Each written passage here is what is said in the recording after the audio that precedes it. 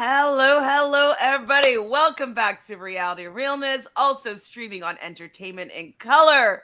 We have made it to the end of Bachelor in Paradise. Joining me to recap these last two episodes of this final week is Miss TJoy. How are you today, Miss TJoy? I'm good. Day before the holiday, I'm good. And this is over, so that makes me great. So That makes you everything's good. great. That makes you great. And Tamika, how are you feeling now that we've finally come to the conclusion of this? Was this a love story? What was this? What would we call this experience? For some it was. Um, some exactly one. Yes. I had a great week. Went to Philadelphia. I met a lot of the cookout. I met Taylor and Joseph. And then Monday happened, and I was like, oh my God, this episode is trash. And then Tuesday happened, and I poured myself a jalapeno pineapple margarita, and I enjoyed the ride. That being said, I'm good. Well, we'll definitely have to talk offline about your experience in Philadelphia because that sounds Yes. like a good time. And I'm sure you'll trickle in some stories if they are relevant. But I have to, slightly agree with you. I would say that these were my favorite two episodes of the season, and it's probably because I knew that it was over.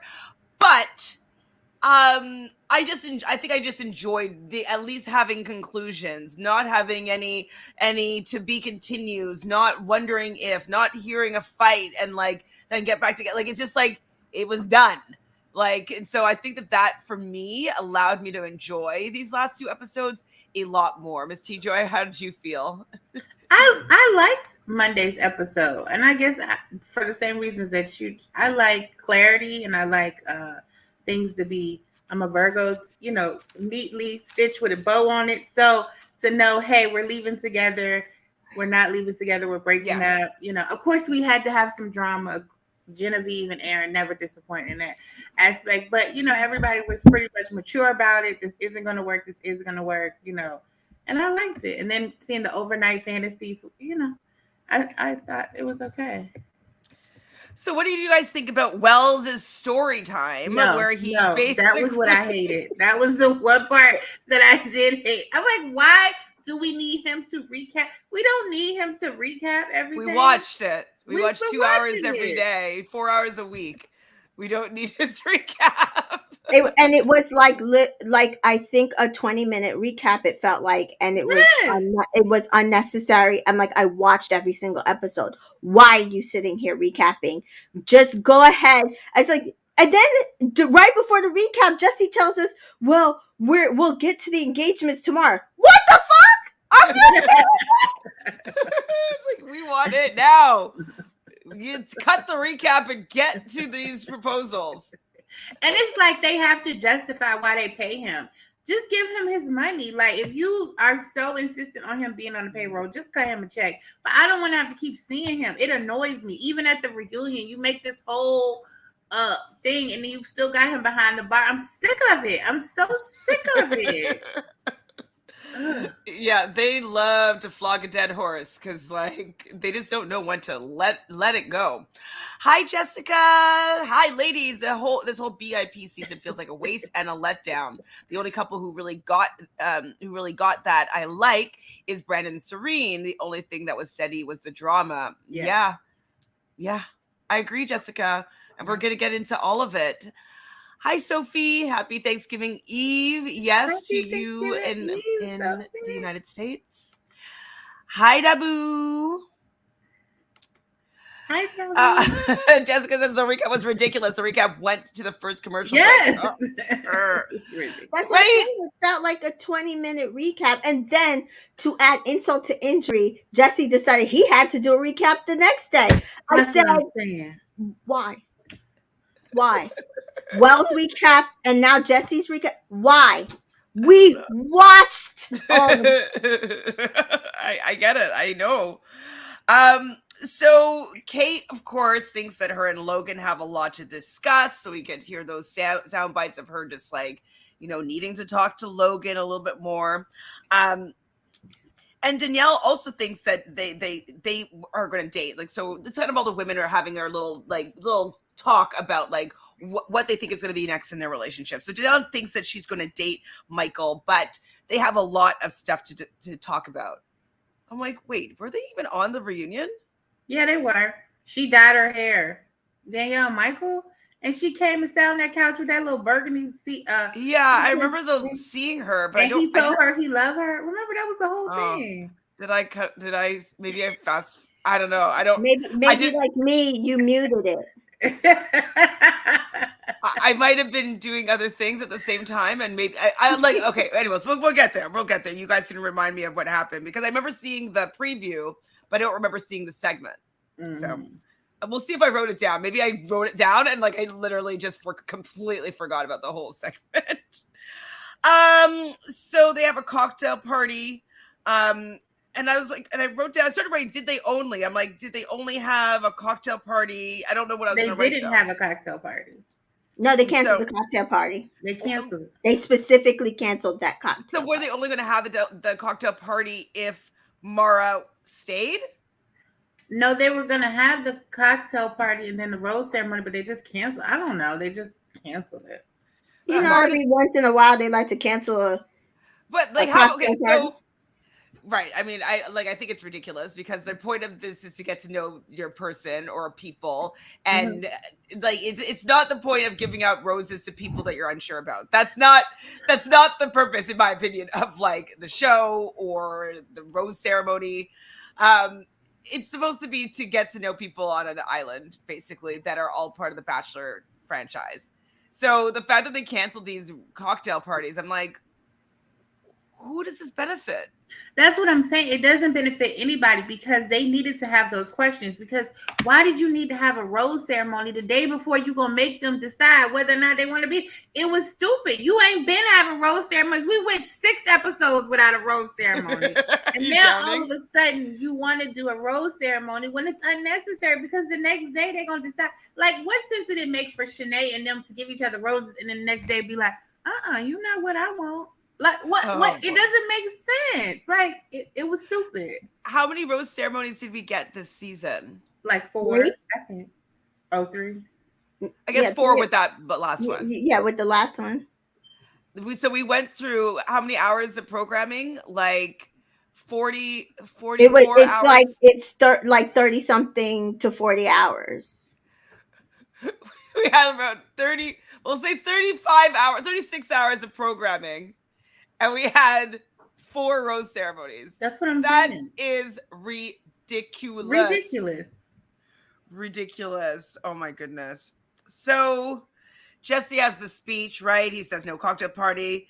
And you're going to have to ask yourself, am I happy? Am I ready to take things to the next level? So this is the differentiation between this rose ceremony and what they're going to do tomorrow. It's now you're deciding whether or not you're happy and that you're ready to take the next plunge. Maybe. So they're not having a cocktail party, but I guess they're separating the guys and the girls before they go to the rose ceremony. I didn't understand this, but like logistically, but Aaron is walking ahead of Genevieve and she decides to freak out.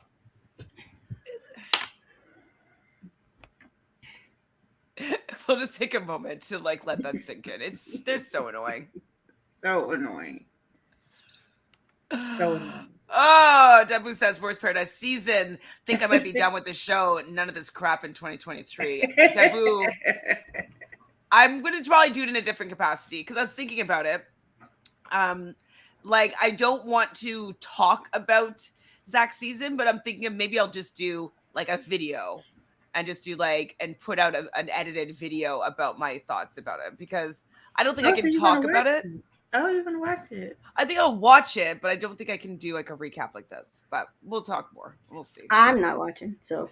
I mean, we'll get to the preview of that soon. All that hair on his chest. Oh, well, Sophie says the show is still going on like a cat with 9 lives. Yeah. I don't care how many Tajwans they throw at us. I refuse to watch this season. Sorry.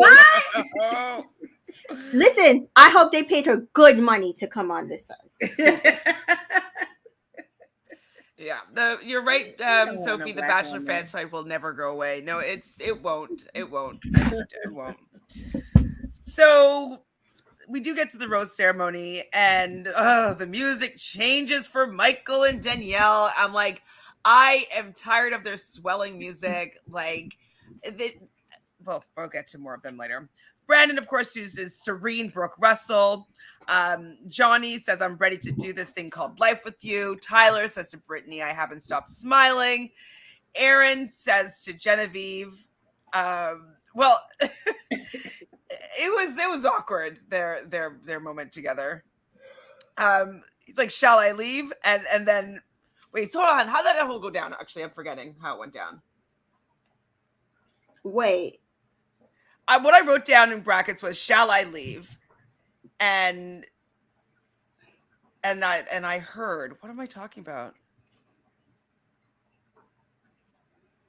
Anyways, they do start to stay together at this point, right? Yeah. Mm-hmm. Yes. Like A rose was given. Yeah. A I forget rose what's happening now. But anyways, he does say shall I leave at some point. I think it was like, I think he was make a joking. joke. Yeah, it was a joke.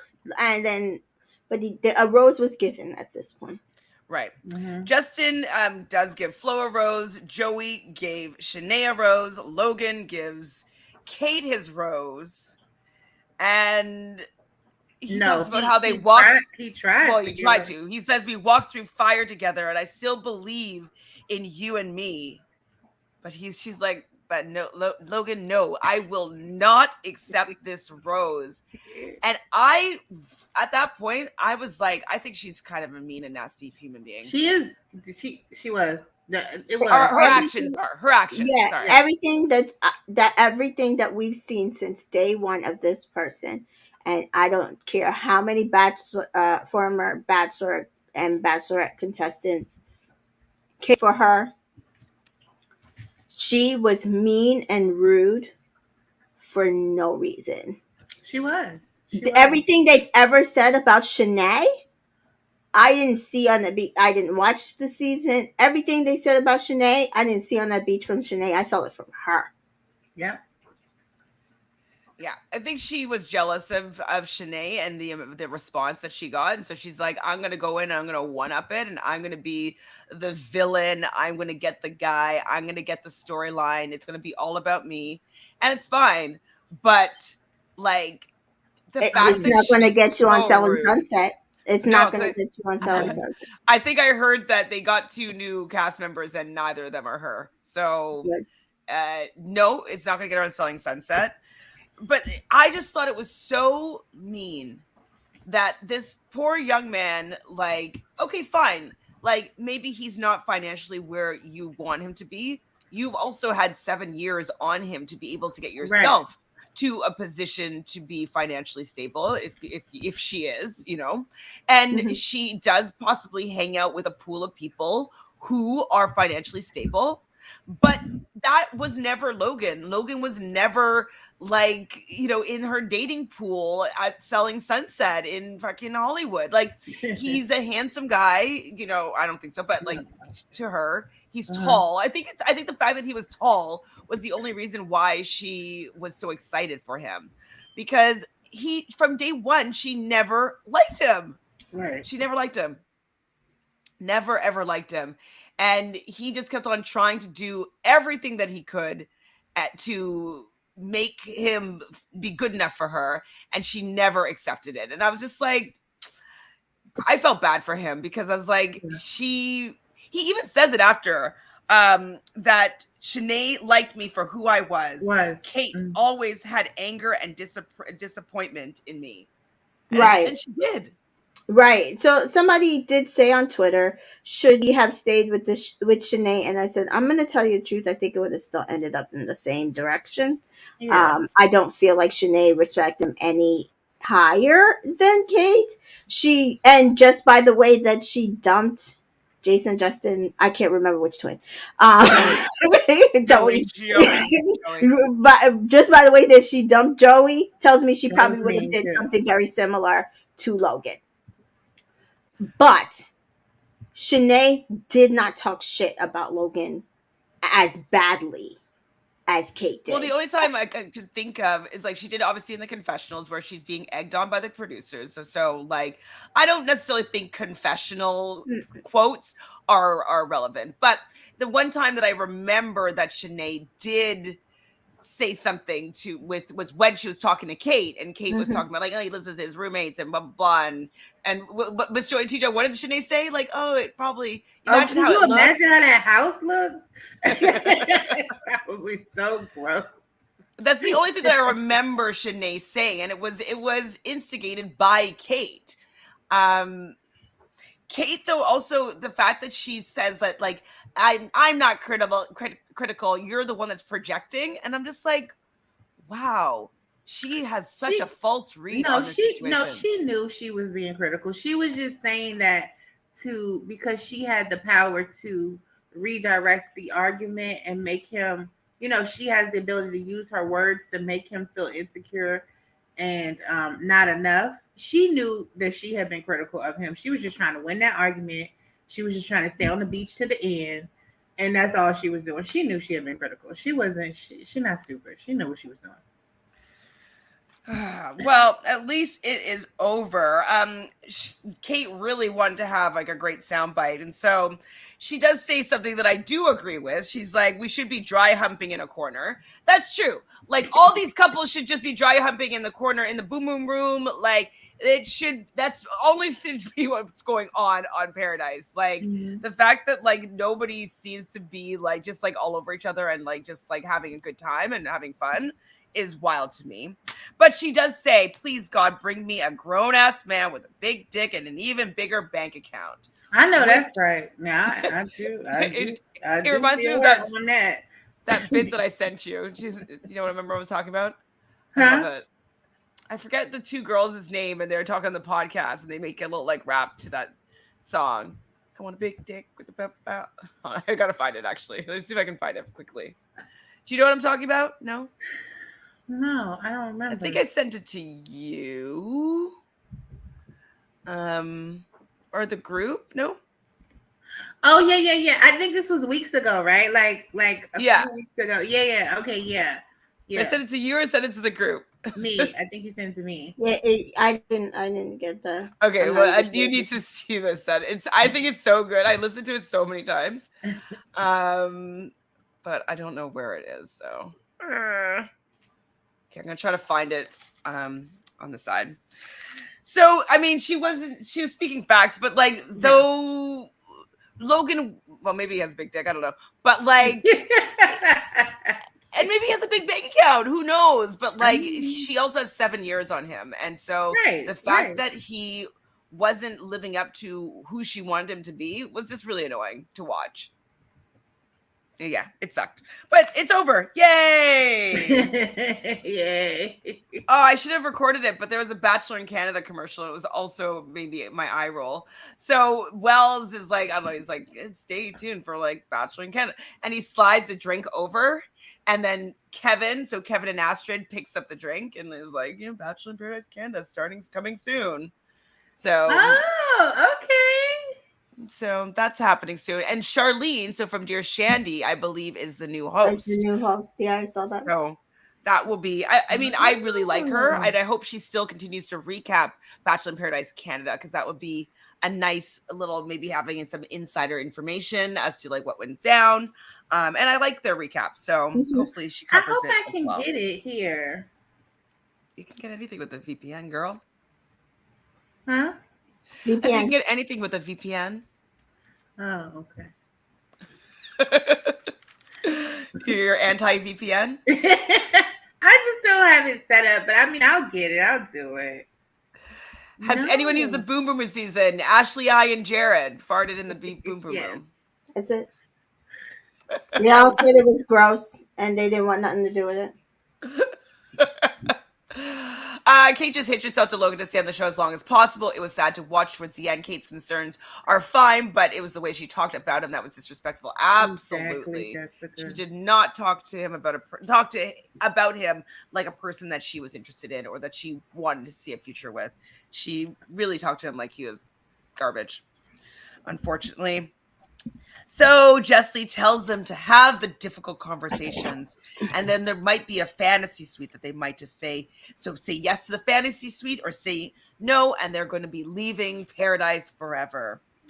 So we see Brandon and Serene chat, and I mean, I love them as a couple. I think they look great together. I have high hopes for them to having long-lasting success, but I can't hear their flowery language anymore. I can't. I just cannot hear anymore. Because you're not a sappy person. So after No a one while, ever it's too loved much me as sugar much for as you. I loved that you love me. The way you look at me makes I'm just like, I get it. I get it. I get it. Yeah, Tamika, how do you it's feel the about these Aquarius in professions of love? you. Love them. I love them. They were they like like Star Wars. Brandon and Serene, y'all are our only hope. They are only really hope. are. They really are. Yes, I agree with that. But you don't feel like their No, professions I of like love it. are too much? I I'm just a I hopeless know romantic. for me, you guys know I and Brandon prior to this. Yep. Didn't believe a word that he said. Fully down that he was full of shit. I I will say, but just for some reason, it works here. For me, it works here. So I'm fine with it. Like I don't mind expressions of love if I believe it. But when he was doing it with Michelle, it made me cringe because it's like this is I don't believe any of it. And I don't believe any of it. No, I agree. I'm not cringing, but it's just too much for me. Right, It's just a right. bit too much. I cringe for Michelle, like the Michelle and him. It didn't work for me. And so it's not that I don't believe it. Mm-hmm. It's just it's too sweet. Yeah, Too No, I don't. I don't even like decadent like No. desserts. Oh, I Oh don't God, have no, I love desserts. it. I like Listen, salty. I love it. I Like like a sugar rim. You like a salt rim. I get it. yeah, I get it. like the other day, I was watching TikTok and Taylor just happened to be going live, and she sat there and gushed like for 10 minutes about Joseph, how great he was, how he made her feel, how he's her forever love, how nothing's gonna tear the. And I was just like, He oh said that my he's her forever love. god, Wow. she did. Uh-oh. When I believe it, Yeah, it's fine. love I to get see it. it. Love to I see it. get it. So Jabu says, I'm all for Black Love, but Brad and Serene, don't do it for me. Don't give me the feeling I had with Riley and Marissa last season. You know what? I loved Riley and Marissa last season, but I was rooting for them because the Black love and all that stuff. But I always felt like Marissa was not fully being herself. It was almost like I need to do what I need to do to keep Rodney. I'm nervous. I don't want to push him away. I don't want to go too hard. I never felt like she was fully comfortable in her skin around him. But with Serena and Brandon, I feel like they are fully themselves. They fully accepted, and they're fully meant to be. And they do it for me as a couple. I think for me, it's two different kinds of energy. Riley and Marissa were like sexual and just had like a lot of sexual energy that I was like, oh my god, they have just so much chemistry. And then for on the flip side, Brendan and Serene, I don't get as much like sexual energy, but I'm sure they have it. But it's just like an amazing love. I don't know if that makes sense. Yeah, no, I got definitely it. I agree. got it. Hey, Vita. Hi, V-Dub. Thank you for joining. So we hear Brittany needs to hear I love you from Tyler in order to leave with him. And they do basically share some I love yous, but they are not ready for an engagement, so they leave together. She does say that he is my person for sure. Like, that didn't age well. Okay. Joey and Shanae. We see Shanae just crying into the daybed. I mean, we all knew that they were not going to be getting engaged. Of course. And I think that Shanae just like broke it off with him, but the words just were not coming out of her mouth in the right way, unfortunately. She's talking about she Because wants she someone only stayed with him to stay on the beach. I mean, that's probably true too. But there's a 7-year age difference. Again, right. It really is most likely not going to work out here. And the fact that he was just kind of getting upset about the fact that she says, like, well, you live at home with your parents and you do TikToks. And that could be something that she's not interested in. And he was trying to defend it. I thought it was kind of funny. It's like, yeah, no, I got all of the reasons, but she knew all of the reasons 3 weeks ago. Is what I'm saying is we but just she have maybe to went to have to actually make the decision to get engaged. Maybe she's like, who am I kidding? I He can't. didn't want to get engaged to her. That wasn't even up for discussion. The engagement wasn't up for discussion. It was up for discussion for them to continue to date each other outside of the island, and she didn't want that. That was a discussion. It was never engagement. She didn't want it. She only did it. I know you like her, but she only wanted. But do you think that she wanted to go and visit him and stay like with Joey in their bunk beds at like their parents' house? Like she probably started just really picturing what dating outside was going to be like. Maybe she's trying to convince herself that like it's a possibility, and that's why she had her head down in the day bed and she's just like, I can't fake this anymore. So I think she just couldn't fake it anymore. But I mean, I don't think she ever thought that she was going to be dating him. This is my thing. Like the way Flo and Justin did it was just so much better. I don't want to take this outside of paradise. I don't want to take this outside of paradise. Let's break up. Great. See ya. Why couldn't she do this? Why did it have to be some sort of emotional attachment we all know she did not have? Well, I think it's because Justin was the one that initiated that, and Shanae was the one that initiated the other thing. So it seemed as though Joey didn't realize that it was over. The time was I think that like it seems like Flo and Justin got the memos. Yeah, they were on the same page. I think Joey didn't get the memo, and Shanae's like, wait, you think that we're really right? Because just like when they were on clickbait, they were saying that's the difference between them. Justin is very much, emotional, or more like, yeah, he's not, easily, and Joey is more hopeless romantic type, and he was with the wrong person. Shanae had me being on the twins' side. I didn't like that she kept saying she needed a man. I get what she's saying, but the wording was bad. He was man enough for her to make out with. I mean, a lot of people are man enough to make out with, but not man enough to like start a relationship with outside of paradise. Like I agree, but she didn't have living to say it like that. No, she could have chosen better words. As somebody said, just the biggest deal that they're making of the age differences that they did not make between, even when Michael and Ciara were together and people were acting like, what are you talking about? It's possible. Or when but I think men being older than women is makes a little bit more sense because women do mature, I feel, a little bit more quickly than men do, and they're usually more ready to be in a committed relationship more soon than a man does. So I'm not opposed to the other way around. I think it works a little bit better than a woman being 10 years older.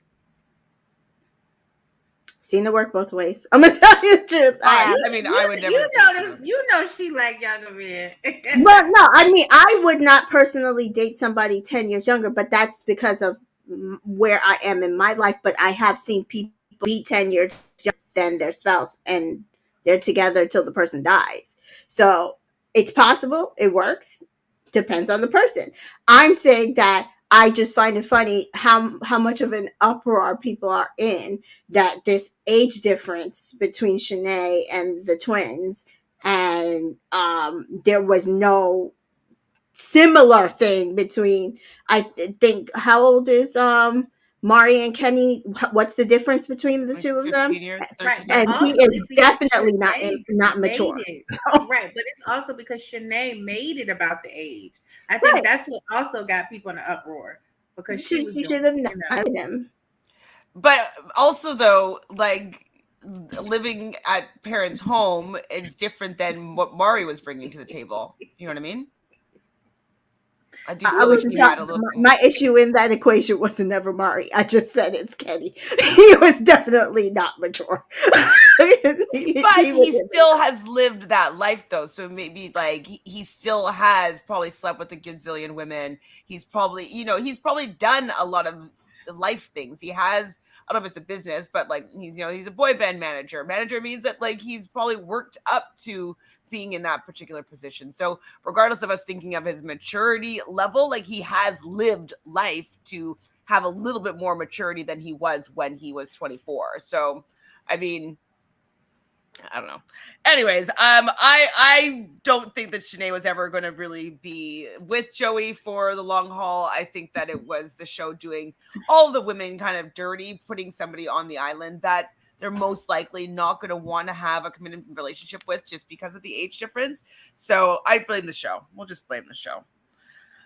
So the twins end up leaving together, of course, because they had to complete their bit, leaving in the van. We see Shanae crying in the car, and she knew what, though she said something I felt was really true, saying that she just wants somebody that she can show off. And I'm like, I know what that feels like, though. Like want to have somebody like, this is my guy. He's so great. He's so this. He's so everything. So I would like that in a partner, someone that I would love to show off. That would be a great representation of me. So I think that was true. Then we see Victoria and Johnny, and I think that she's cute with him, to be honest. Like she definitely makes him feel like she's into him. She does a good job, I would say. And his dimples started to show, and he started to look cuter to me. As the time went by, Johnny started to look cuter to me because I didn't really think when he was on Rachel and Gabby season, I didn't think Johnny was cute. Remember, I would say I don't think he's cute, but he grew on me. I don't know. Well, and she's saying that she can't imagine having a life without him. I'm like, wow, wow, that didn't age well either because it. Nope. father of her children definitely did not age well. Right. Nope. So Genevieve, of course, is nervous to have her little chat with Aaron. Aaron grabs her and talks to her, and she doesn't say a word when he's speaking to her. And I think a lot of people are actually coming down on him for what he said, and I didn't really have a problem with it personally, because he basically from what I saw that he said was, when we had a few ups and downs, but when we were on these downs, your first instinct was to leave. And that I don't feel safe with being in a partnership with someone that's immediately going to leave.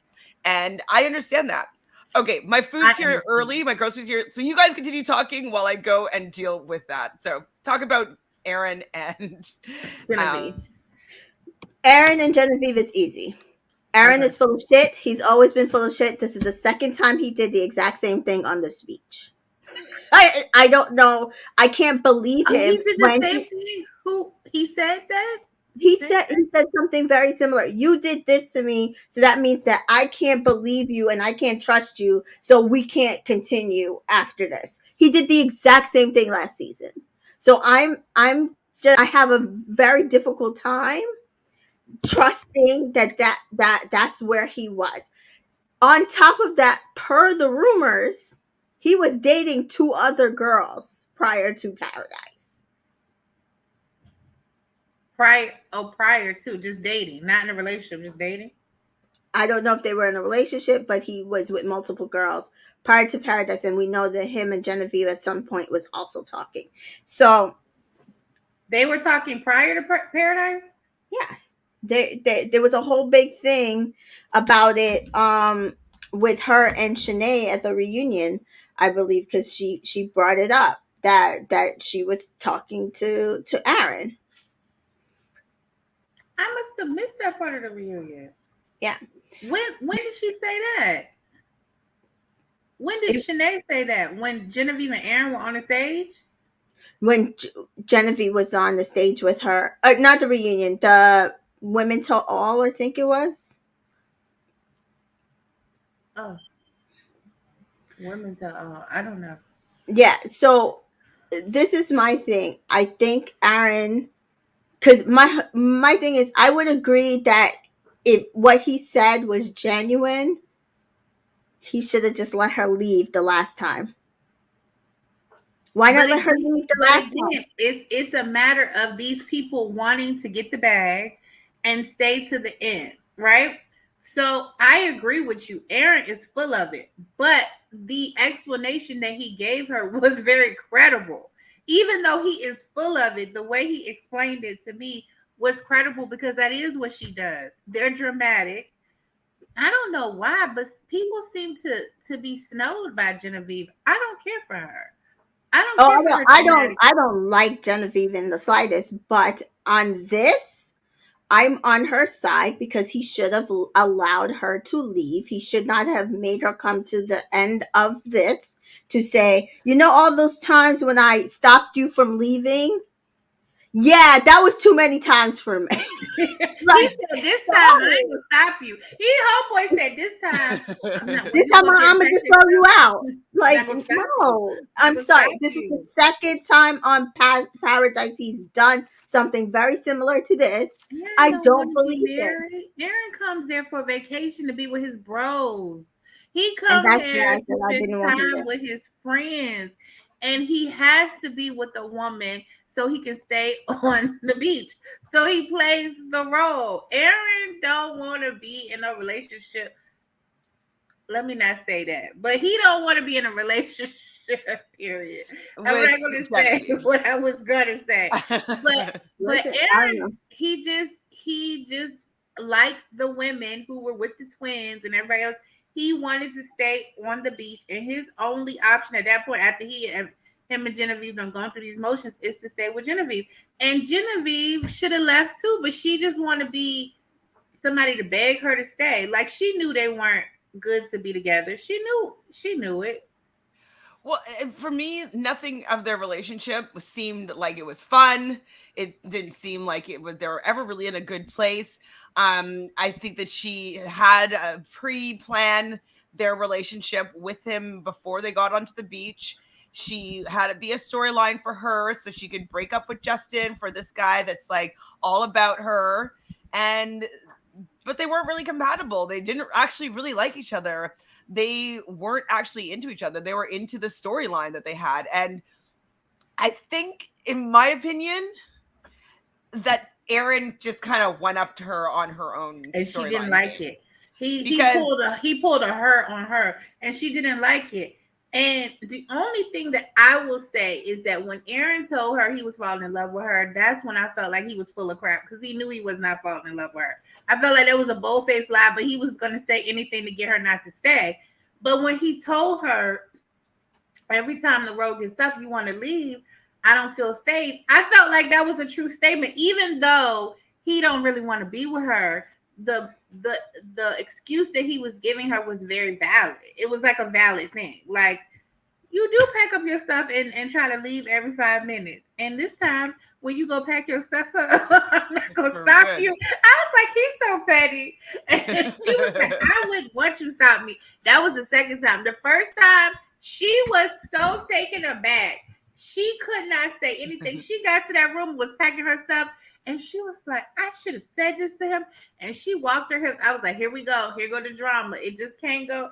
Here she come, walk her little hips down, and I want to say to you, and he was well, just so like, so okay. Genevieve didn't say anything when Aaron basically said, like, I don't see us having a relationship outside of Paradise. Genevieve says nothing. The breakup happens. She leaves, goes back to the room, like you said.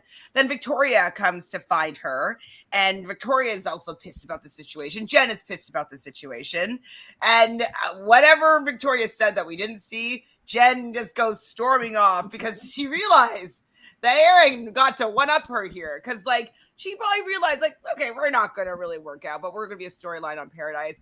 But I want to end the storyline. I want to break it up with him. I want to say that he's not good enough for me, but he said it first. Damn it.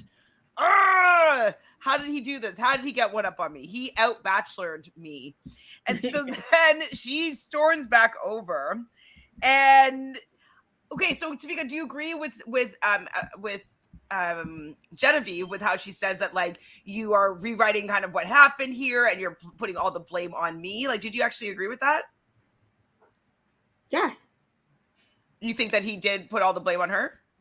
Yes, he put the blame on her leaving when that's not the case. They do not have a good relationship. He could have just said that, because every time she went to leave, you convinced her to stay. You should have just let her leave the last time. Well, I hear you, and I can hear that a point of view for sure, but you know, especially if it's the case that he had 2 girlfriends outside the show. I don't like, he doesn't get girls though. Like, I know, like, I don't know. I didn't really read into whatever the 2 women that came forward or whatever happened with these people that he's dating or was dating at the same time or whatever.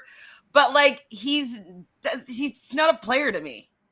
And when you date, you can date multiple people. I'm just a proponent of that. I'm different from some people. Some people think you dating and you exclusive. I don't feel that way. When you're in a relationship, you're exclusive. When you're dating, you can date multiple people. I can date 5 people at one time if I want to. That's my prerogative. I'm not committed to anybody. So, and it was prior to Bachelor in Paradise. He's not doing anything wrong. It was prior to it. It's not like he was dating them while he was there. I just don't even. Whatever. I mean, I agree. I believe the same thing. What I'm saying is, again, last season he did the exact same thing, used the exact same ammo to dump who he was with on the beach. This season, he came in there, was dating multiple people. We already knew that he already had something going on with Genevieve. Coming into Paradise, says he's falling in love with her, goes back and forth with her, stops her from leaving, and then on the last day says, you know what, all of those times when I stopped you from leaving, forget about that. We're not compatible. Let's not do this. Convenient. I mean, but I also have to say though that Genevieve knew what she was getting herself into. Like, she's absolutely. If you see by her reaction at the reunion the next day, totally agreement. But my thing is, I'm not on Aaron's side. I can't be, because I think he's full of crap. I'm not. Well, Dabu says, who knew dumping Genevieve would be the thing that makes me like Aaron? Right. I don't like Aaron, but like, right. I like him more than when that happened. Right. At least he just did something. You know what I mean? Like, whether it was truthful or not, or the timing was right or wrong, like, at least he didn't try to fake it anymore. I'm just sick of it. I'm falling in love with you. It's like, you're not, break up, let her go. But yeah, I do agree with you though, that I do think that he ruins a lot of women's potential in Paradise, because as soon as they're involved with Aaron in any sort of way, they're involved in like a drama that I don't care for. Like, whether it's the guys or the girls, like, he doesn't bring the energy that I like to Paradise, except for that breakup. Yeah, but these women have to learn how to be more perceptive. Come on. Well, they think because he's the hot ticket, right? He's not hot, and anytime you're in paradise, it's paradise. Anytime somebody keep blowing you off to go swim in the pool with another man, cut your losses and move on. Debu says it's easy to start a rumor and say that Aaron is an F-boy. They did the same thing to Nate, and that was BS. They do that all the time. But I do think that they had a kind of an arrangement of some sort, and she was pissed that he broke up with her first. She wanted to break it up. So she went back to have her last word. Like, Aaron is completely ambushed when Jen comes back. She just comes back blazing, guns blazing. And, you know, talk about it's clear that we don't mesh. But then he says the line that you like, Miss TJoy. This time you can pack your bags and I won't stop you. So rude. So rude. So he leaves in one of the SUVs. And then Jen leaves in the SUV, and she does end up having the last word, where she's like, God forbid he is ever wrong. That little boy, I just wasted my time on a child. And that's big facts. So she kind of got to one up with like, they say, which dear Shandy, they said that she stuck the landing. I do think that she really pieced together a nice ending. But it wasn't to his face. I know, but it was a good zing. I don't like when people stick landings and not in the face. That's true. That's true. If she said it in his face, we would be like, yes, that's when you're like, oh, she told you. Okay. That's big facts. That would be good. Do you have a thought, Tamika? I'm over both of them. Well, that's it. We don't have to talk about them anymore. We're done. Okay, but do you know who we're moving on to? No, Danielle and Michael. No. Okay. No, let's. Oh no, them I could talk about because I'm gonna curse both of them out. So Danielle and Michael, and she's like, I wasn't expecting you, and she's like, I feel so lucky. And then Michael must be a writer for Hallmark movies, Hallmark cards, because Michael pulls out a compass. I bring it with me everywhere so I don't get lost. He practiced that at home. Absolutely. He's like, and it's so I can find you wherever you are. And I think he had it engraved with his ex-wife and his sons. But how are you holding something and talking to me? But it's something that you brought for you, your son, and your because he feels as though the compass led him to her. No. Which one is it? The compass or Wells? Because like, I just want to know which bullshit are we supposed to believe? Wells. The compass. I don't know. But people were crying over this. I can get sucked into sentimental things. I know I was kind of rolling my eyes with the Brandon and Serene stuff. It was just a little bit too syrupy sweet for me.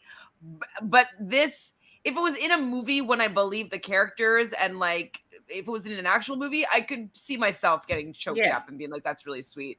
But because it's them too, I'm just like, it's just so... Yeah. It's so played out. It's so like the fact that they've been on a pedestal from the producers because they've been like, he's probably like, oh, I got something good. Like, just wait to see what I'm gonna bring out the compass. Like, the compass? You're gonna bring out the compass? And like, he brought out the compass to go and show her. The compass brought him to her, and he wants her to meet James. They're not ready for engagement yet, but she would be honored to meet James. All right. Any thoughts about these two at this point? At that point, I was, based on everything that happened this past week with her interview with Caitlyn, I was over him for weeks now. I was officially over her. Okay, I was not happy with her. I heard though now that Caitlyn is apologizing to Sierra because they were saying like that girl or like not even addressing her like a woman that that was on the beach. That's part of the Bachelor Nation family, younger, like and dismissing her feelings about the situation. Right. First of all, neither one of you were on the beach when he was holding conversations with this woman. Exactly. So neither one of you get to dismiss her feelings. Thank you. And my opinion about the entire situation is, I don't care if Michael and Danielle had an agreement. I don't care if it was all set up by producers for them to come on the beach and find love and be together. None of that matters to me. I'm happy if they find love. Good. I love love. Good luck to them. My issue is Michael tried to make Sierra the problem when he's the problem. He's always been the problem. Exactly. Making Sierra the problem is my problem with him. And then on top of that, she went and tried to make Sierra the problem.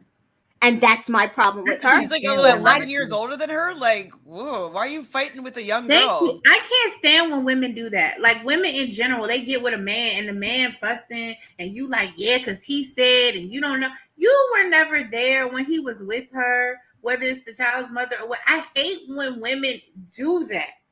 It irks my nerves so bad. Men lie anyways. Men lie anyways. You don't know. You were not there. Don't discount her feelings. Like, don't do that because you wouldn't want it done to you. Mm-hmm. I just thought that was so uncalled for. So what did Caitlyn say? She apologized and said what? She apologized on Twitter, saying, And "Oh, said that I she not went on tried." her into her podcast. DM. Exactly. She Well, I tried to think that DM. yeah, exactly. I tried DMing you to apologize, but it wasn't read. I am very sorry for what I did. After reflecting on it, I should have blah blah blah. How You know does how she have to Caitlyn does. reflect on that? Yeah, How, like how long? Like how long? like you should have known beforehand that was like not the right approach, Caitlyn. At all. Like, not a good look. But we do learn at the end when they're leaving together that his ex-wife or his deceased wife Laura would love her, and that's what makes She's him also feel. a pick me. Danielle's also a pick me. Like the same energy that I was talking about with Riley and Marissa, where I felt like Marissa was scared. Like, I don't want to do too much. I don't want to push Riley away. I don't want to make him feel like I'm doing this or doing that. She was always like being cautious, like with him. That's how Danielle is. She can't express her feelings because she's so fearful. Like, I don't want to push Michael too fast. I don't want to ask for too much. I don't want to do this. He might break away. And she also now has in her head, oh, that was where Sierra went wrong. She was doing too much. You know what I mean? So she is always like, I can tell she's always doing that because when the reunion, but she's like, oh my gosh, yes, I've been wanting to say that, but I've been scared. That's just how she living her life. I can't be with somebody where I'm scared to fully be transparent about how I feel because I think me being my full self is too much. Michael's toxic. I said it. Michael He's is the toxic. problem. He's the problem. He's the problem. He is the problem. I can't disagree. And he got these women snowed, but not me. And the producers. Hi, Taylor. So Taylor says, heard that Michael gave Katie the same Compass speech on her season. It must not have been aired, or maybe he did. He didn't bring out the compass, but he did say that he felt like his wife, like he was getting these thoughts of like moving on or something. He did feel like it was pushing him in this direction, and he felt like she would want him to be there or whatever. But I don't remember him fully pulling out the compass. But I'm gonna see if I can do a comparison. I'm gonna go find that, and like, not today, but I want to see. I want to see that because it's now that I'm thinking about it, I do remember something. And because he's always so Hallmark card and annoying. So, yeah. I agree with you, Debu. Yes, you're right. She's not quick-witted. Talking trash in the car means nothing. You're right. Yes. You're right, Miss TJoy. You are right, Debu. She didn't stick the landing because she didn't do it in their face. That's true. Debu says, let's be consistent. We're going to say Jill, Genevieve, Lace got a way to attach after 3 days. Does not apply to Sierra. When did I say that? I said that? Oh, I definitely said Jill was acting very like that over what's his name? Jacob, and it had only been 1 day. I did say that about Jill. I definitely said that about Jill. I didn't say that about Lace or Genevieve and Aaron was just toxic, but I did say that about Jill. With Sierra, it wasn't that she was very much proclaiming how she felt about him.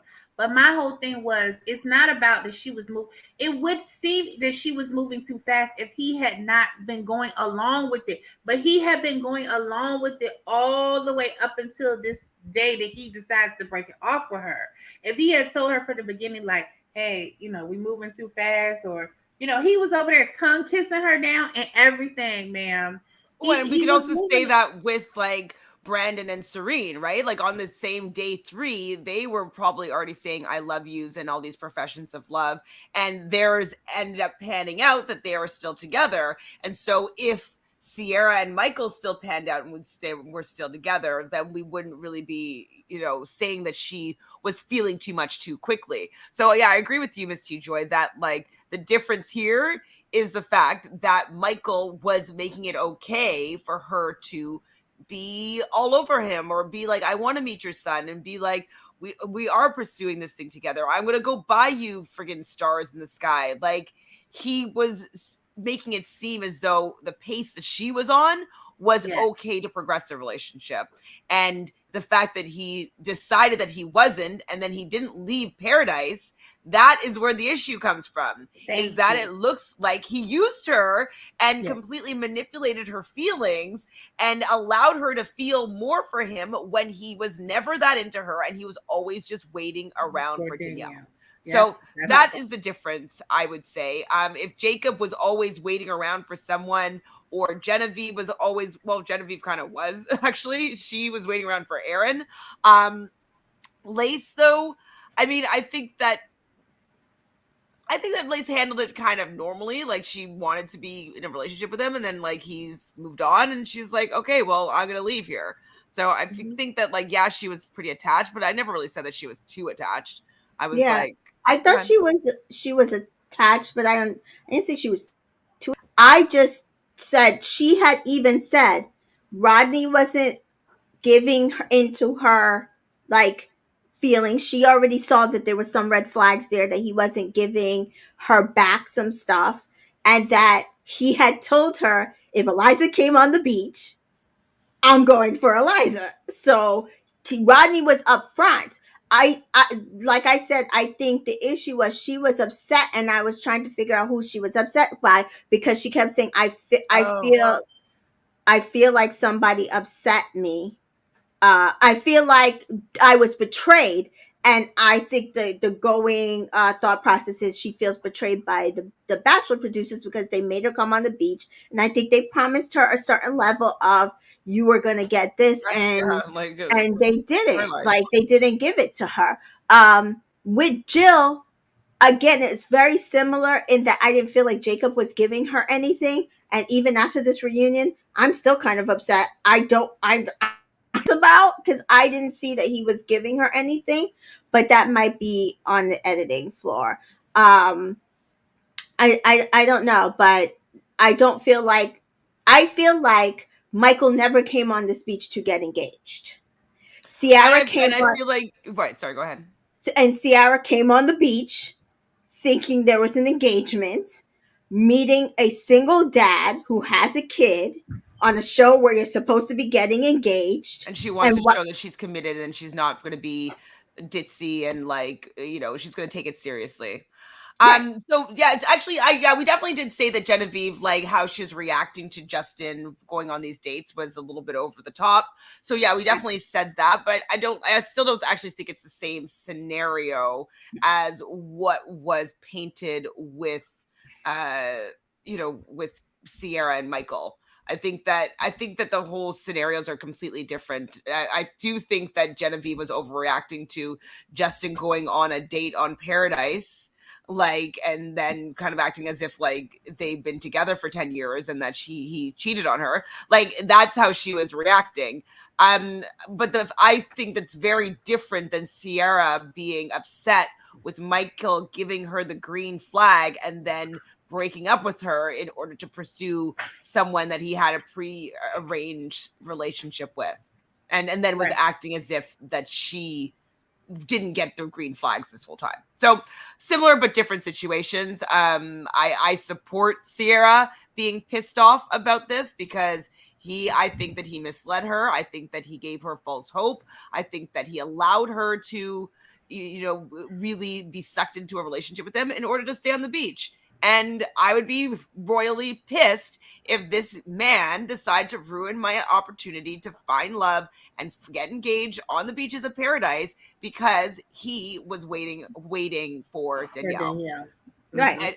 I would be fucking pissed, to be honest. Mm-hmm. It's kind of like how Natasha was pissed. So it's just they deserve the right to be pissed, especially being Black women, like, because it doesn't seem like the white women have this happen to them.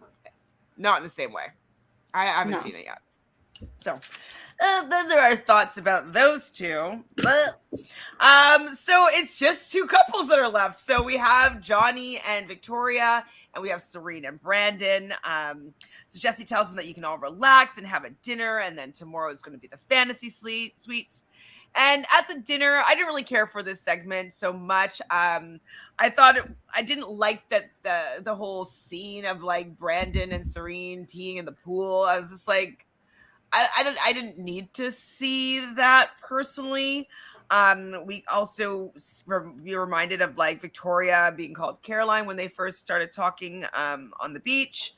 And then Brandon makes like a father, like I felt like a father, with their bride, and they kind of joked about the fact that like he's super cheesy, and that was a really kind of inappropriate, like little bit of a reference. And then they cheers to all potentially getting engaged. Anything you want to talk about that little story? I was just shook that we went from how many couples being engaged last season to this. Three. I think three. Three Definitely couples. two. What? I don't remember right now. It was Kenny, and Riley, and Joe and Serena. Who else? I couldn't remember. I was just Definitely those three. And they were like, to me, those were solid couples getting engaged. And here we had one in a possible. Oh boy. Yeah. So the next night we see all the fantasy sweet dinner dates, and Serena and Brandon are first, and this is her first fantasy suite, and he says seeing you laugh is the best thing, and there's I love you, and I do like what he says. Oh, you got the kiss me eyes. He said it on the reunion show as well, and I think that that's very cute. Calling her out on the kiss me eyes. I think that's cute. I like that. I think I find that to be very real. It's cute to me. Anything else you want to say about their fantasy suite? That's all I wrote down for them. Nothing. Dabu's saying Sierra had the rose, though she left on her own. Yes, Sierra left on her own, but she invested her time into Michael, and Michael used that. She could have gotten to know many other people, but Michael made it seem as though they were building a life together with the potential of getting engaged. And that's the direction she was going in. And when he said, I'm not that into you, she's like, I'm not going to go start this with somebody else and then watch him like start pursuing someone new. I'm going to leave. So I don't think that she left on her own, because if Michael had not done that, she would have stayed and still been pursuing something with him. So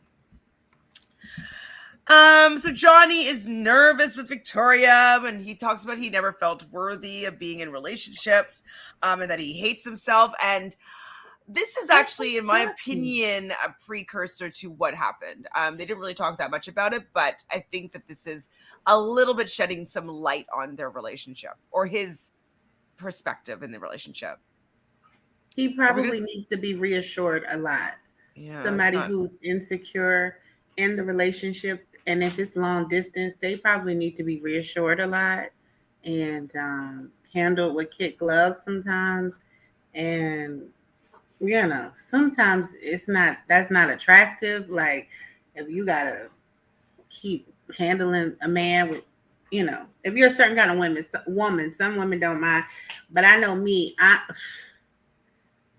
don't like clingy people. Clingy men. I don't like when I have to keep spoon feeding you stuff, and I don't like when I have to keep reassuring you and I'm not doing anything. I don't know. Maybe that was a problem. Yes. Are you talking about Johnny? Yes. Yes. I have thoughts, but it's a lot more towards the reunion. Okay, we're gonna get to the union, so we'll just finish this little bit. So she talks to him, being like, "You're the best guy ever," and Johnny really though has to think about this engagement, but they are going to go to the fantasy suite. And then the outro of this episode was the 4 couples at the dinner table with the big moths and everybody being scared of a moth.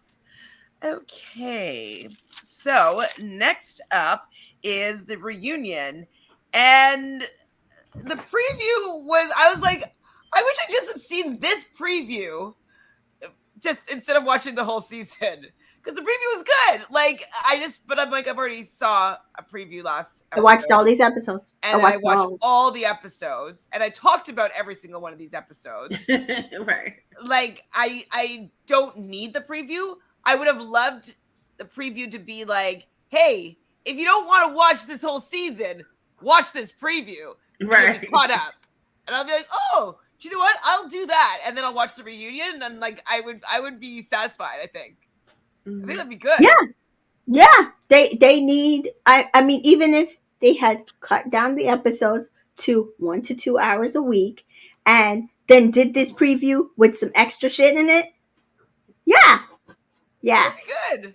That would be good. Don't do this again though. Don't do this again.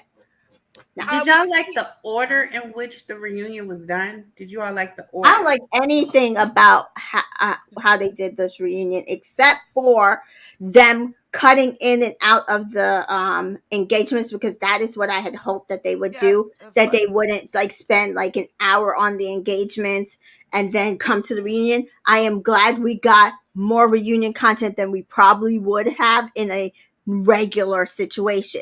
That being said, the recap and the preview were dumb because it ate up more time that we could have got context from certain relationships. Exactly. And Eliza and Rodney. Lace didn't even speak. She didn't even breathe. What you call it? Johnny and Victoria, a little more context. Brittany, we need more context. There was so much context from some of the stuff that happened. Like, we could have used an entire timeline for the Victoria, Greg, Johnny of it all. And they if they had given us that would have been great. But instead they spent 20 minutes on a recap. Isn't that a slap in the face? Yeah. I'm looking at you talking about, I'm so sorry, man. I'm so sorry this broke your heart. You gonna leave us now? Okay, talk to you later. Let's bring out Greg. That was like hold on, let's wait till we get there. We haven't gotten to that part of that's the end of the entire 2 hours. So yeah, pretty much. So Mari and Kenny are in the audience. We have Rachel and Gabby in the audience. Serena and Joe are in the audience. And we see Wells, the bartender that we do not need to see, has his whole bar set up on the stage of this reunion. I had to roll my eyes. I did.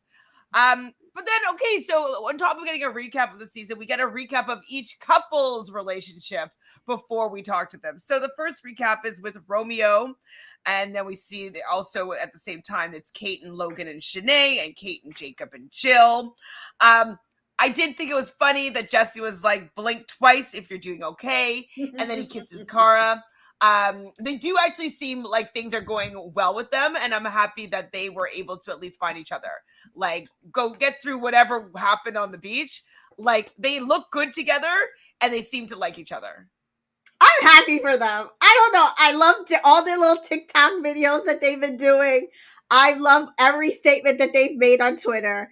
I love them. I hope it works out. I think they're cute together. I think they very much meet, like, you know, their match. I think he's a Cancer and she's a Taurus. I think so, yeah. I'm happy. That's the best like love match, to be honest. Like, Cancer and Taurus really work well together. So yeah, if this works, it works for me. I'm fine with them. Like, I didn't think that he should have left with like that 20-minute pause. But like it seems to be working out. So and now he has like a full-on meme, like he made that a moment that is kind of like an unforgettable Bachelor in Paradise moment. So hey, they definitely extended their minutes. I think even if they're playing us, I keep saying this because people keep saying like Taylor and Joseph are playing us. I said, if this is me being played, I'll take it. I love seeing stuff like this. Play me like this and dump it later. I'm fine with it. Exactly. We talk about the split week, and Shanae and Logan are having their time in the hot seat. And did you understand what Logan said? I didn't write it down, but I just remember like he was making Shanae understand why it was different what he did than what she did, or something like That that. it And was she's like, no different. No, he was saying there was no difference.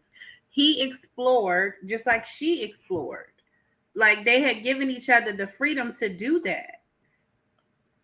He was saying that they had talked and given each other the freedom to explore.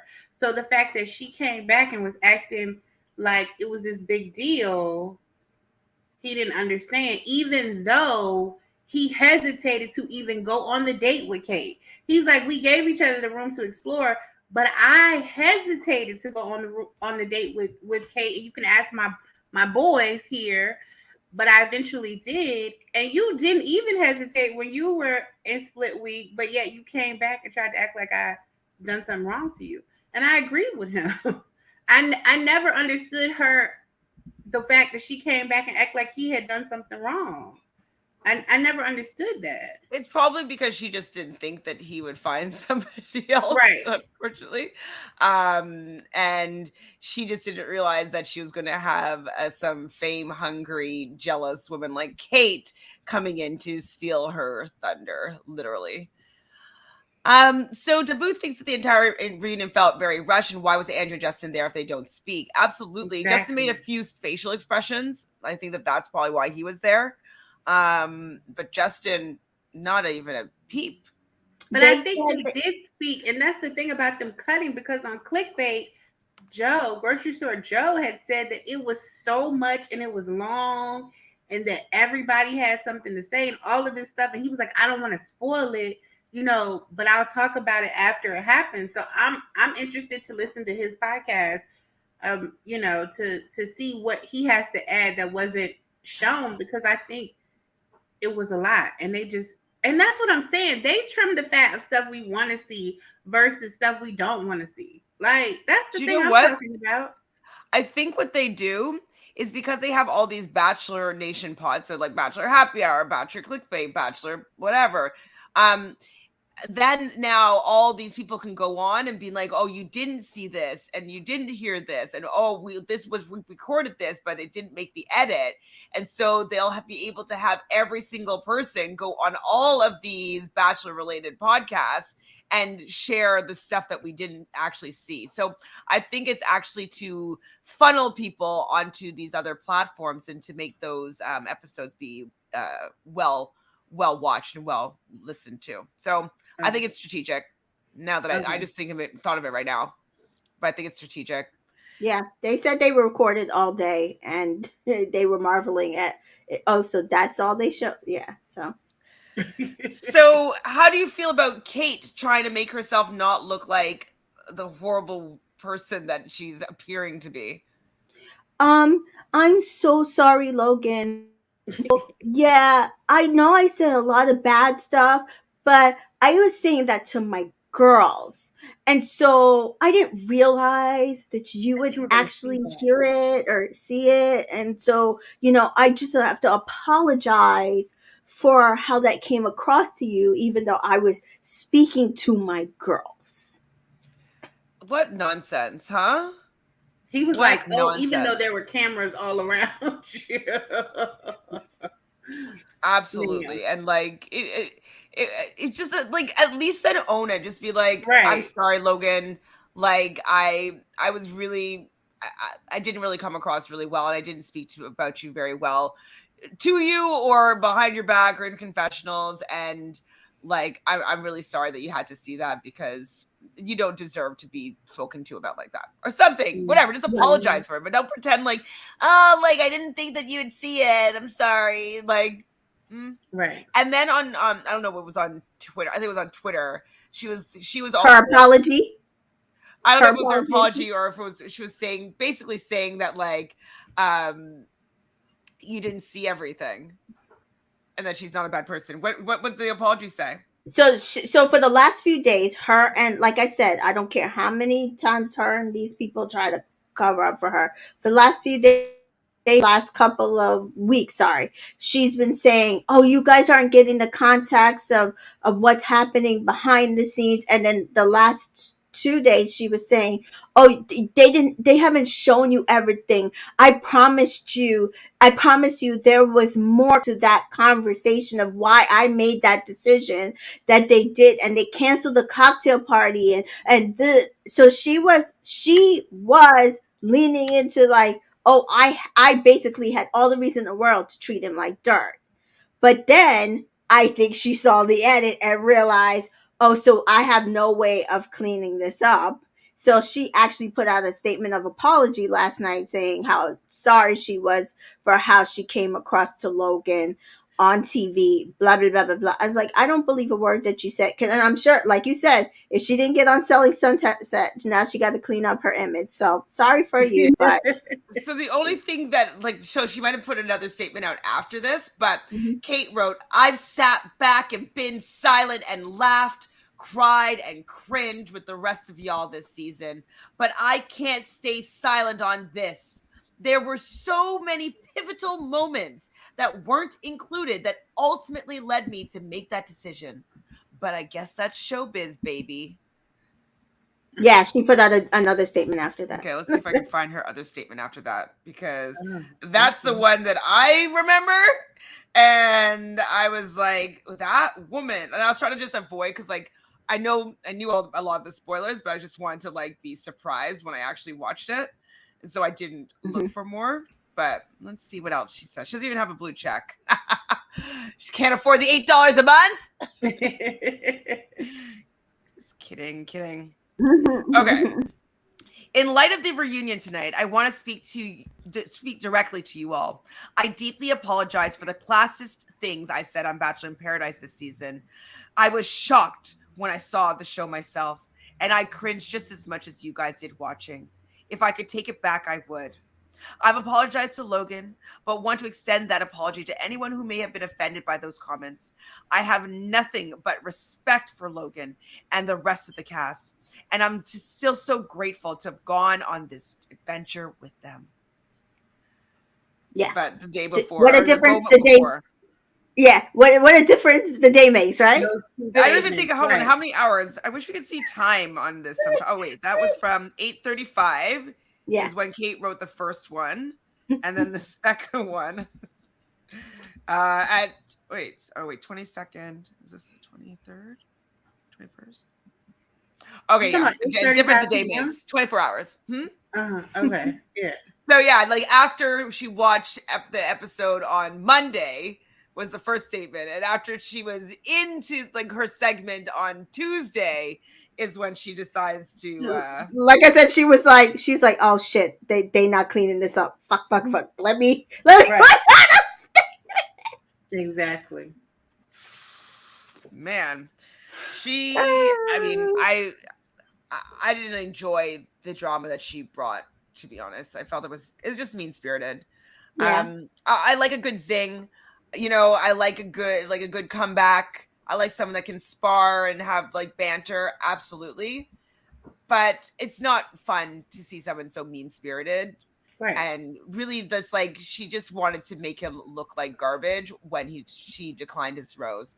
And I just wasn't here for that. Me neither. I thought it was just so nasty. Mm-hmm. Unnecessarily. So nasty, so rude. So nasty and rude. We see Jill and Jacob.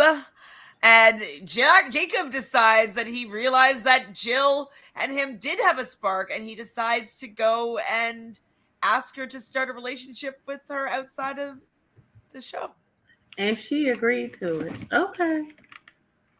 I'd give it a go. I mean, they're two weirdos, right? So it might work. I wasn't happy with. I didn't care. I didn't care, but I was like, okay, go do that. That's fine. Stay relevant if you want. It's cool. Yeah. They do kiss. Then we see the Rodney, Eliza, Justin segment, but like Justin doesn't speak on it. I was gonna say, you mean the Rodney segment, because Eliza didn't really speak, Justin didn't speak. Honestly though, I loved Rodney in this whole segment because like it was. She just was so trying to get him back. She wanted him back. There's no way that he's gonna take her back. Like I wouldn't let him. Like I would riot. I would start a riot. Like Rodney, don't you dare let this woman like rope you back in. Do not.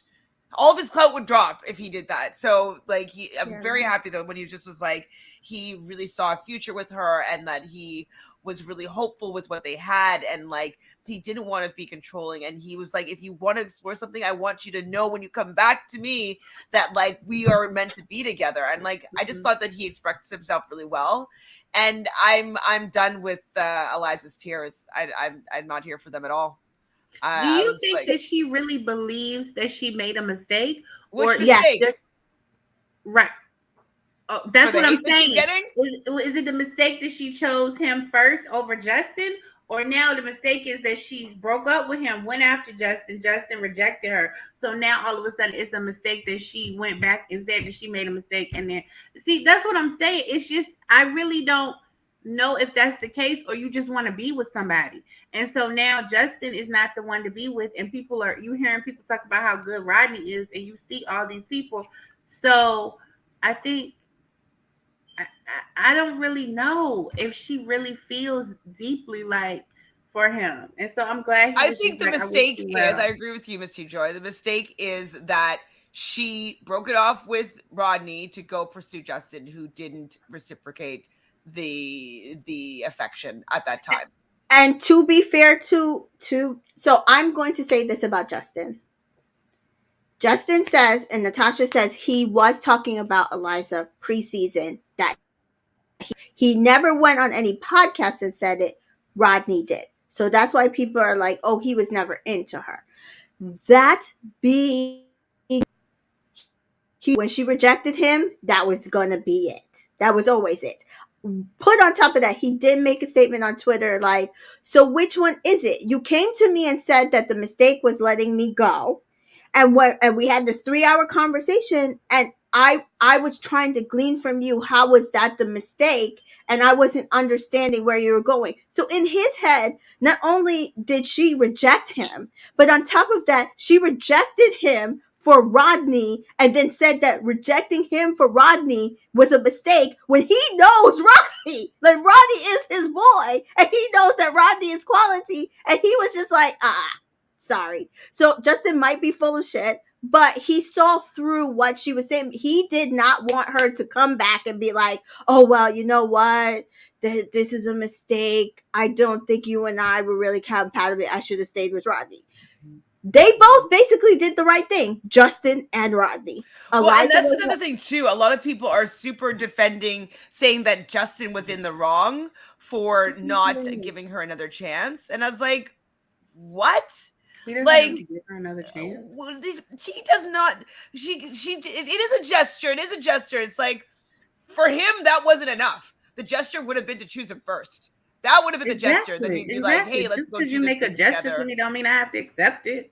Yeah. Like, you know, I mean, the gesture was I never give beautiful. somebody 2 times to tell me you don't want me.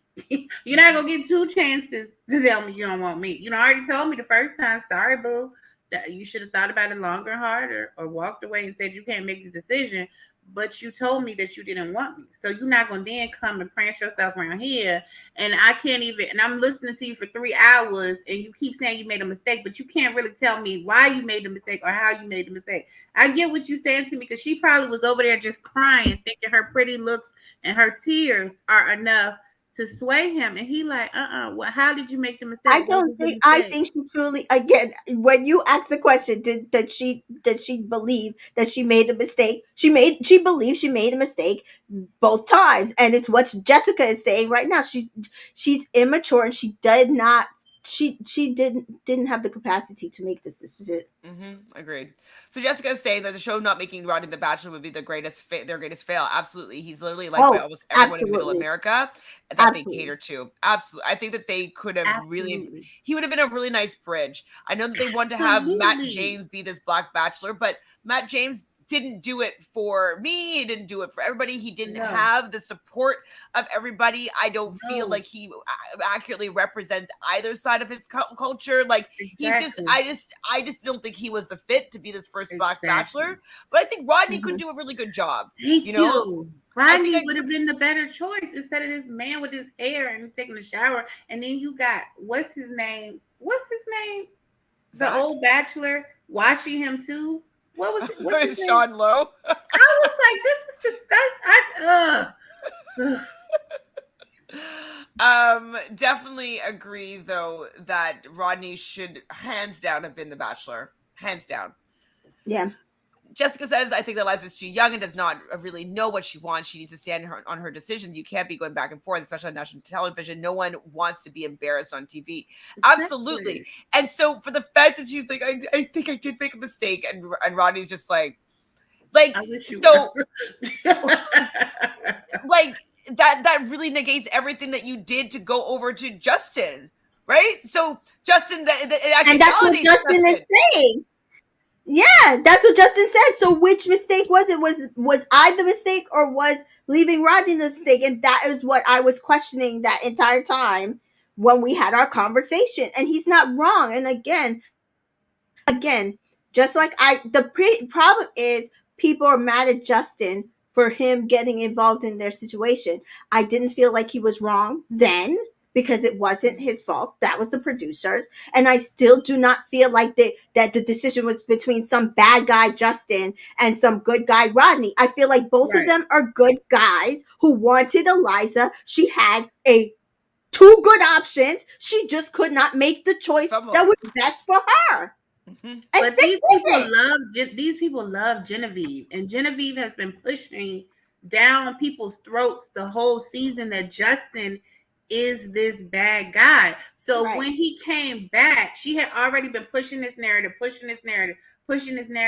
So when he came back and they already had such affinity for Rodney, they played right into it. He is the bad guy. He's coming to break them up, and now Rodney's crying and stuff. You know what I mean? I'm just saying Genevieve started that. Like, Justin's terrible. He's such a bad guy. So, you know? Yeah, I think, I think that they are just basically siding with Genevieve. I agree. And, like, they just think that Justin's a bad guy because Genevieve said that he's a bad guy. And Genevieve makes her facial expressions, and Genevieve says that, he didn't do this. I don't know why people believe Genevieve, or agree with her, but I definitely do not at all. I do think that Justin dodged a bullet here with Eliza, because if she can't be fine with her decision either time, that's a problem for both of them. That would be a red flag for both of them. So for Justin not falling for the tears, he definitely dodged a bullet, in my opinion. And I'm very happy that Rodney did not fall for them at the reunion, because she's shown that she's not capable of standing true in her decisions, and that she doesn't know what she wants. Because if she knew what she wants, she would never have made a mistake. Yeah, and he was looking for a wife. I'm not so certain if that's what Justin was looking for, but Rodney came there looking for a wife, and he, again, that was the reason why he said go on a date so that you know for true. Tamika, I'm realizing the time. If you need to step out, you are more than. I'll give you guys 10-15 minutes, but. Okay, we'll do 15. We'll get through it in 15, I think. Yeah. I definitely think we can make that happen. So, how many pages do I have left? Not that many at all. So, yeah, that was pretty much the end of that segment, though. She's like, I never stop having feelings for you. She's crying. She thinks she made a mistake, but that ship has sailed. Sorry, Eliza. Choose better the first time, and you would be in a better position. Or just even. And she did say that. Your choice. Yeah, and she did say that on her IG, that she learned a lot. She from the situation. So I actually can see her coming back to the beach and maybe making better choices. Yeah. Perfect person. Everybody wants to be with her, and she's messy. Great beach person. Yeah. So Genevieve and Aaron's segment, she apologized, and he says, I was prideful and foolish. Anything more you want to talk about these two? No. Me neither. Then Tyler walks out alone. Oh my gosh, like he's so sad. I'm like, But don't you feel like Brittany pulled a 180? She was cold when she came out. That was a big contrast to how she was. Huh? She's an Aquarius. Oh, okay. She's Got not the ick. cold. She got the She's ick. not. I was gonna say she's not cold. She was being who she has always been, and I see a lot of people saying this is not the Britney we know. I said I don't see a difference between the Britney. Oh, I She definitely see a difference. she in the sand. They were over. This was like boundaries. He was not respecting them. Do I think that it was just she fell out of love with him, whatever? I think there might have been another guy in the situation, maybe possibly, but boundaries were made. That's what I got from it. I don't feel like she was cold. I feel like she felt like she needed to put up boundaries between her and Tyler because he Well, wasn't Tyler, respecting them. if I'm not mistaken, is a Cancer. Yes. Cancer men might be An Aquarius woman, that was not gonna work. They are very. Well, I said it a long time. I'm like, Brittany, you're not going to enjoy this. I'm like, you're not going to enjoy this. Love bombing? You want to have Tyler love bomb you all day long? Like, it's fun on the beach in paradise when you're trying to stay. And like, it's probably like, ooh, this is fun. Like having someone be like, all into me over here on the beach. But then in the real world, when it comes to like not letting me breathe and like live my life, like this is a problem. This is probably not working for her. And we do hear that she said that she needed a bit of a break. Mm-hmm. And then he continued to pursue her, like sending her TikToks or Snapchats and messaging her and calling her. And like that, if Aquarius is like gonna have a little bit of space, you gotta give them that space, or it is like such an ick. You're just like, leave me alone. Don't like bleh. And I think that he just gave her the ick by being a little bit too emotional for her and where she was at that time. And he didn't fit into her life anymore. He fit into her life on the beach, didn't fit into her life in the real world. Yeah. And that is definitely, I would never have expected a Cancer man and Aquarius woman to work. I forgot he was a Cancer. I forgot about that. But all I know is how did her mother get involved in the situation? It's like the mother was, he said your mother was reaching. She like, yeah, my mom was messaging you. I'm like, what is the mom doing? Moms are messy, as we were saying in the Black Roses Clubhouse last night. Moms are messy. Moms are messy. Wait, sorry. How'd you get to mom? Sorry, I was reading the comments. Oh, Tyler said that Brittany's mom was reaching out to him or something. Well, because she probably knows that Brittany's gonna get the ick for people that are not emotionally compatible with her, and like Tyler is a nice guy, and he probably would treat her well, but it's too clingy for her. It's just not. She's just not gonna be. Doesn't turn her on. She's not. That's not going to get her. Like love bombing is not going to get to Brittany. You're going to have to stimulate her mind in some sort of way. Like they just don't match. So Jessica, give me props. Yep, I said that Brittany and Tyler would not work. When I watched this segment, I immediately remembered what you'd said before. Boom. There was no way. I mean, she wasn't going to work with Shanae either. Do we think her and Andrew would have worked? More, just because they're both Aquarius. But Andrew, though, I'm just not sure about him as like a partner right now. Like, I just don't know if I can see him in a long-term relationship right now. Well, but I mean, and he's moving because that was based on them being in Chicago at the same time. But yeah, Brittany, Matthew, you're a glutton for punishment because Brittany is an Aquarius and you're a Pisces. I don't know if that would work in the real world, but thanks for popping on. Okay, Dabu's devil's advocate. Tyler is the same man that couldn't read the room and told Rachel he loved her. See, that's what I'm saying, though, right? He wasn't reading the room probably with Brittany, and she was probably being very clear until she said, like, don't talk to me anymore. Right? You know what I mean? I think he wasn't getting the hint. Yeah, you have to be clear with him. He's probably not somebody that picks up. And the clear with him is making him so upset, right? Yeah, blunt. Yeah. Yeah. And so that was the end of that relationship. It seems like she was super cold, and I think it's because he didn't seem to get her being nice about it or being like, hey, can we just take a little bit of a break? Like, you know what I mean? Like all that wasn't working for him. So she had to just like cut it off cold turkey and not give any sort of emotional door open. Yep. That's what I'm feeling.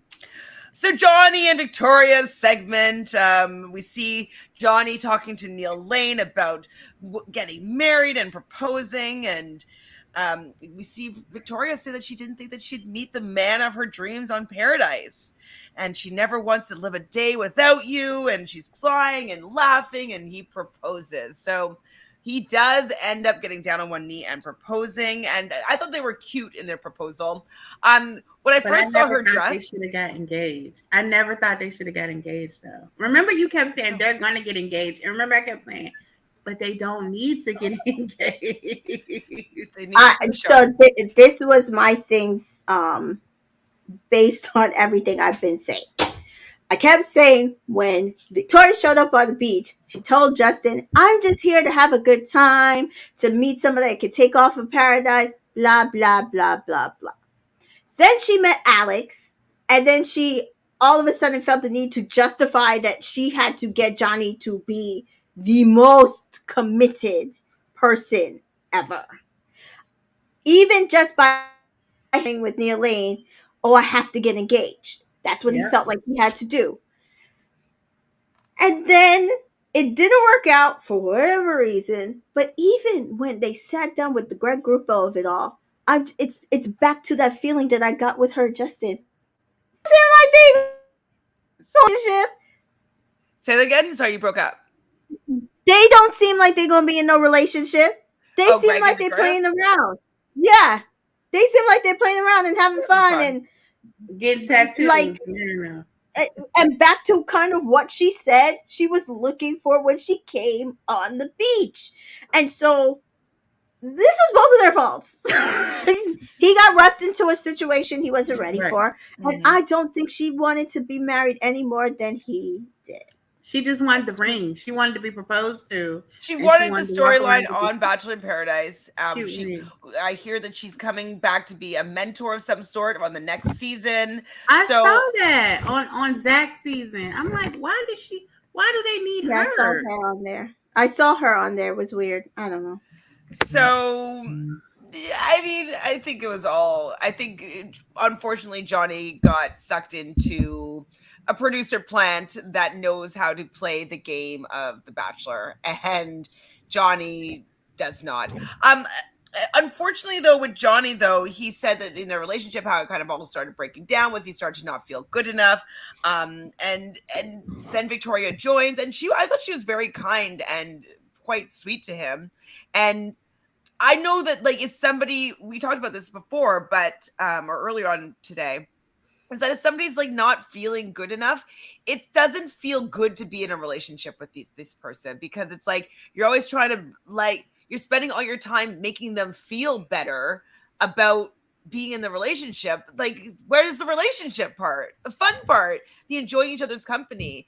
And so I can understand how that could be exhausting for Victoria. I do understand how that could be exhausting, because that would exhaust me. But I got my big eye on Victoria, and I feel like maybe she was doing stuff to make somebody who's already insecure to be, you playing with my mind now. I'm already one of those people, and now you doing little stuff that gonna make me even more heightened. And then I come to you and I'm like, the people say you flirting with Greg, you talking about, I'm not, what are you talking about? I'm not. I mean, but then, as soon as you stop messing with me, you in, come on, it's not, make it make sense. Like, I think she is, I think she was doing little stuff that it didn't help, because also when you're with somebody and you love somebody, although it's not fun for them to not feel well, you are still supposed to give them no reason to doubt you. Like, like not giving them a reason to doubt you. And I think she was giving him reasons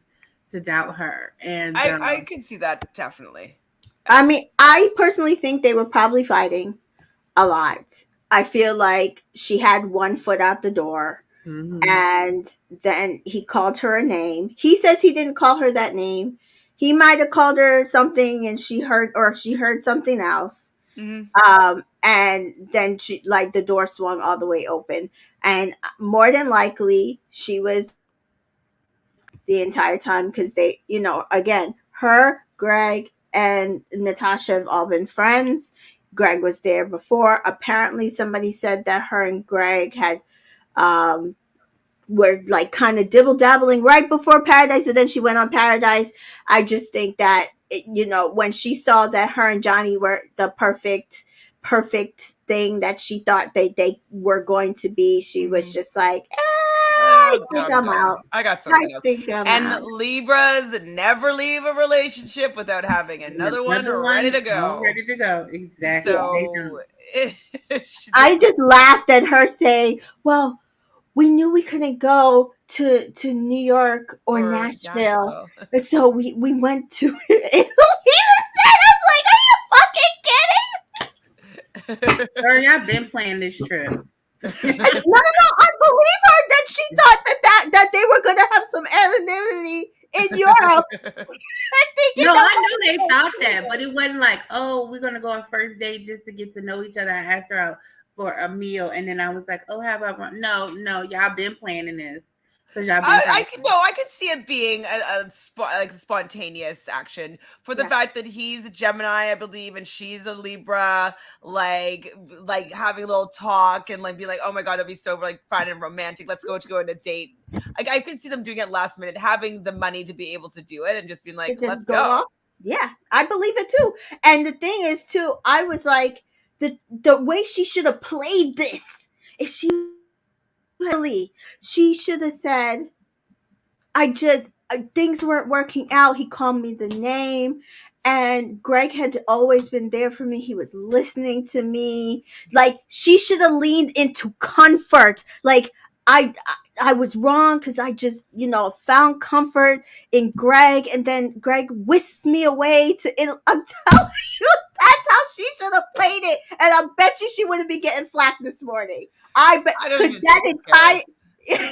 that entire couch segment, everybody's like, this is so uncomfortable. That's because I think she was throwing stuff out there to try to justify breaking up.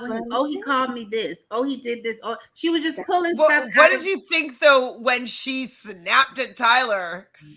She's like, I heard it got bad. I heard it got bad that also either Tyler had said more or Logan also said something, and like there was a back and forth because Zachary Reality had said some stuff, like, and I had to block him because I was like, you're telling too much now.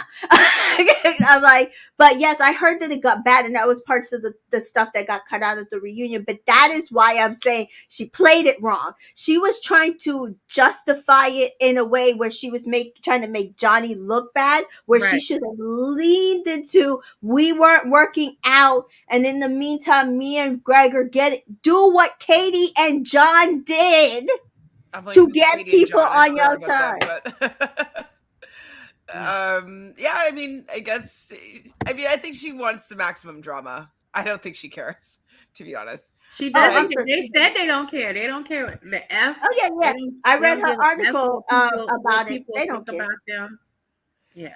Debbie says, Greg's ex lived in Paris, so I can buy him saying, let's go to Europe. I would say let's go to Europe. Like, that's something that I would definitely say.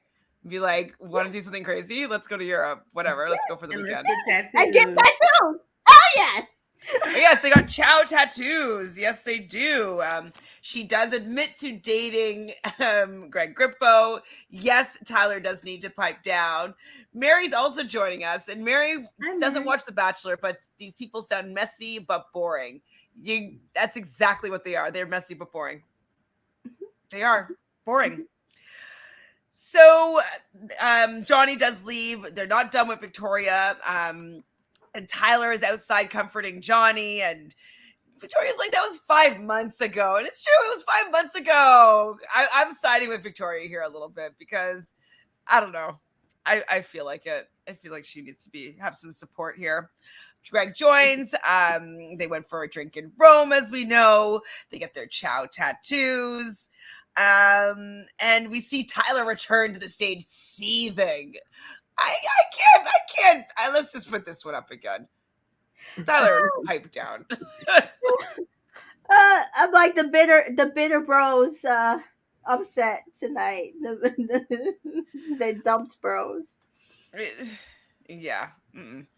So we get cut back to the morning pillow talk with Brandon and Serene, and she teaches them that it's not syrup, it's espresso. And then we get onto their engagement. And I just wrote these two are too cheesy, but they are sweet. They look really good together. I really hope that they have a lasting relationship.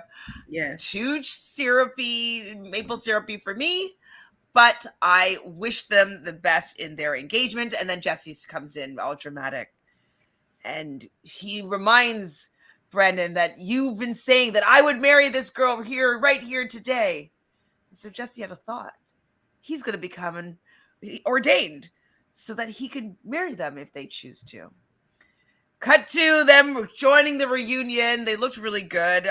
She has such a cute little petite body. Yes, Like, they looked good. I liked really his gold shoes with his suit too.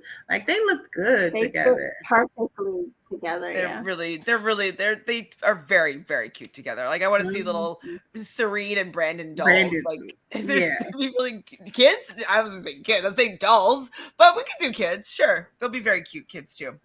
They talk about it being love at first sight, and he mentions the kiss me eyes again, which I thought was cute. But they did not get married because Brandon called his mom, and his mom would have been pissed. That's what I kept saying. Because first I was like, when Jesse kept saying, I was like, no, don't do it. No, don't do it. And I said, wait. I said, how close is she to her family? Because I couldn't remember. I know she was saying something about her and her family, so I couldn't remember if they were close. But I said, I know Brandon is close to his mom, and she would kill him. And then, so when Jesse said that, I was dying laughing because I was like, I was right. There was no way he was going to get married on the beach without his mommy. So. No way. I mean, that's my first thought. I'm like, they're not going to take this away from their family. Right. No way. And so that was the end of the reunion. And then we get sexy music for the preview for Zach's season of The Bachelor. And there we see Sean Lowe, as you mentioned, help lathering him up, which it was quite so homoerotic, which I thought was interesting choice. And it's going to be premiering on January 23rd. So that is pretty much it. We made it. We made it. Is there anything else we made it, ladies. Talk about? We made it. No, I will not be here for Zach's season. I'm sorry, won't be here.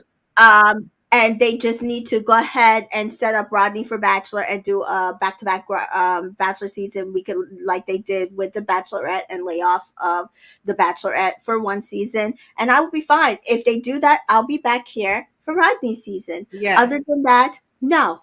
Yeah. Dabu only gives Brandon and Serene till next spring. What do you guys think? I'm gonna say that they might go the long haul. I think they're gonna be there for a while. Yeah. The reason why I say this is because Serene, I think the way she looks, you would think that she's a little bit more of like a Victoria type, where she's just a little bit more of a man eater, but she is so valuing Brandon being kind to her that and she's allowing him to speak that way to her. And when she talks about him, she looks him dead in the eyes. Like there's no like how we always talk about people looking out into the abyss with TJoy. She is always connecting when she's saying things to him and seeing if it's landing, seeing if he's reciprocating it. And I just feel that I don't think that she's gonna let that go very soon. And I don't see things falling apart that quickly. Me neither. No, they're the way, like, they just affirm each other. Not you don't feel like he makes her uncomfortable. Like, oh, stop. No, she leans into what he's giving, and so it makes him give more, but not in a way that's turning her off. It's like appropriate for what she needs, and I feel like she seems to take care of him in a way that she's like, oh, that's espresso. But Yeah. it wasn't like making fun of him. It But was Right. in a like, way, she though, it is was so teased. It was cute. teasing. Yeah, Yeah. that's what I'm saying. And Like, he's like, oh, he's so that's cute. why I need you. And he's like, that's why I need you, girl, in my life. It's You know, it's just cute. they just work. Yeah. I think are they living together? We don't know yet. They just kind of put Oh. out a little. I'm sure they'll do a post paradise, podcast interview where they'll say what they're up to now, what their plans are, if she's going to move to LA, probably. And so we'll see. I was always like in the very beginning, I was very worried about Nate and Michelle for the fact that it was Cancer and Gemini. And then I just allowed myself because I knew that she was into him and he was expressing He's into interest. her. Yes, Right? exactly. And Yep. so like I was like giving them the benefit of the doubt that it would work. But I really feel that they just were no longer able to communicate because their sun signs are not necessarily compatible. And I always say all signs can work until they don't. Right. That, and I do kind of feel like Michelle is leaning into her stardom. And yeah, it wasn't And wanting with them anymore. just made her, I just feel like it just made them less compatible than they were when she was a teacher. And she, I think, is going through her Saturn return. So Saturn return is when it usually happens between like 28 and 30 is when your Saturn comes back to the exact same spot as it was when you were born. Saturn is teachers, rules. Most people have the biggest life-changing events happen at around that age that completely changes and catapults them into a different direction for their life. So people, if they were married young, they'll get a divorce. So they'll get in a fight with someone and never speak to them. Like big things happen that kind of bring you into your adulthood. And so she's probably also experiencing that. So and so when you're like at that rising star level, you have to really have a secure person. And I don't think Nate gives a shit about any of this stuff. No. I think that's what happened with Tasha and the guy she was with. Zach and Tasha wanted, she was more ambitious than Zach was. Yeah, absolutely. Yeah, it's the same thing. And I think it was an age thing as well, though. Zach is already, he's in his late 30s. She was going through her Saturn return as well. So yeah. So anyways, well, thank you, ladies, for being here to talk about these last 16 episodes of the show. I really appreciate talking with you. It's super fun. Yes, Zach does look damn basic. Yes, basic vanilla. It's ridiculous. So Tajwan, sorry, I just want to touch on that. Tajwan is coming back for him? Or is he coming back as a mentor? Oh, Lord. She's not coming back as a mentor. She came back for that. It's like, do you really want him? I hope they paid her good money. Okay. I hope they paid her good money. I really hope so because, I gotta go, guys. Yes, absolutely. So, do you want to plug anything, and we're gonna say goodbye? Yeah. Oh, so yes, I have a few videos that I'm gonna post from what I did in Philly. So I went to a reality discussion with the cookout, and the very first Black man to be on Big Brother. And the conversation was amazing. I'm going to post some of that.